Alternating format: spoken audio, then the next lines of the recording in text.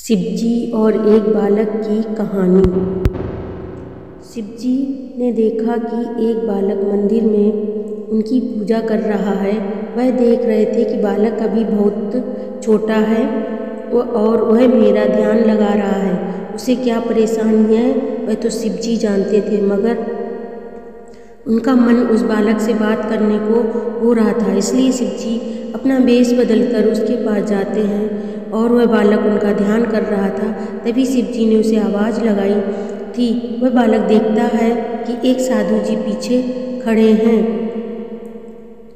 वह साधु जी कहते हैं कि तुम मुझे बुला रहे हो। बालक कहता है कि मैं तो शिवजी को बुला रहा था, मगर वह अभी तक नहीं आए हैं। यह सुनकर साधु जी कहते हैं कि तुम्हें क्या परेशानी है।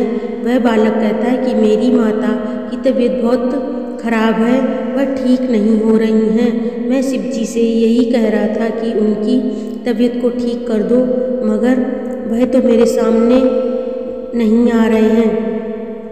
मैंने तो सुना है कि पूजा करने से सब कुछ हो सकता है, वह मेरी माता को ठीक कर सकते हैं। उस बालक की बातें सुनकर शिवजी प्रसन्न होते हैं, क्योंकि उन्हें पता है कि वह बालक सच कह रहा है। शिवजी कहते हैं कि तुम्हें घर जाना चाहिए, तुम्हारी माता ठीक हो गई हैं। यह सुनकर बालक खुश हो जाता है।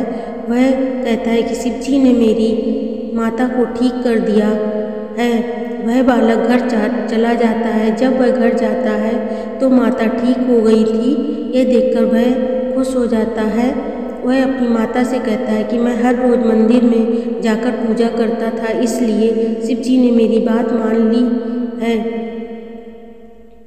यह सुनकर माता कहती हैं कि भगवान सभी बच्चों की बातें आराम से सुनते हैं, उनकी मनोकामना पूरी करते हैं, इसीलिए मेरी तबीयत ठीक हो गई है।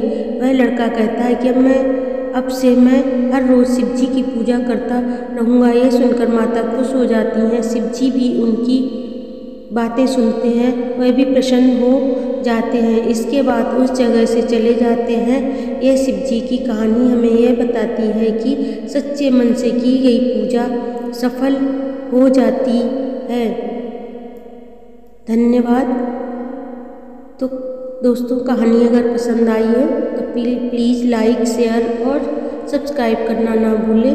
धन्यवाद।